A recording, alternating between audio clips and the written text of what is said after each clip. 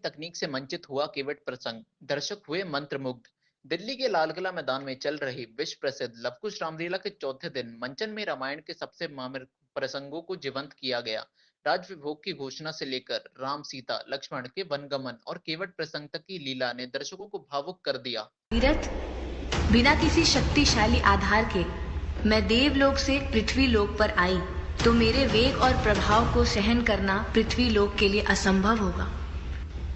माते, इसका उपाय तो सारे सृष्टि में सिर्फ एक ही देव दे सकते हैं, देवों के देव, महादेव। रामलीला मंचन की शुरुआत हुई उस क्षण से जब अयोध्या में राम जी के राज्यभिषेक की तैयारियां हो रही थी।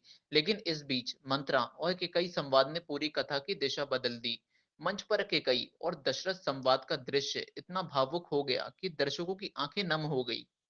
इसके बाद वनगमन का मामर प्रसंग मंचित हुआ। राम, सीता और लक्ष्मण जब राजमहल से विदा लेकर वन की ओर बढ़ते हैं, तो लीला ग्राउंड में बैठे हजारों लोग भाव विभोर हो उठे। वनगमन के बाद राम की मुलाकात निषाद राज से हुई।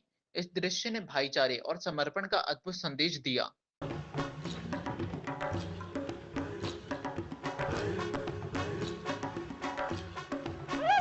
प्रणाम प्रभु। कल्याण अस्तु। सीन ही गलत चला दिया। प्रभु, मैं धन्य हो गया कि आप मेरी कुटिया में पधारे। आइए प्रभु, आइए आइए प्रभु, मेरी कुटिया में आइए प्रभु।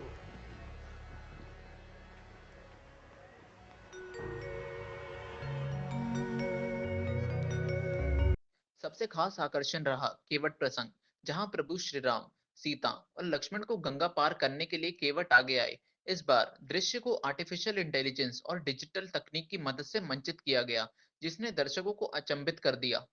लाल किला मैदान की इस रामलीला में भक्ति और भावनाओं के साथ साथ टेक्नोलॉजी का संगम देखने को मिल रहा है।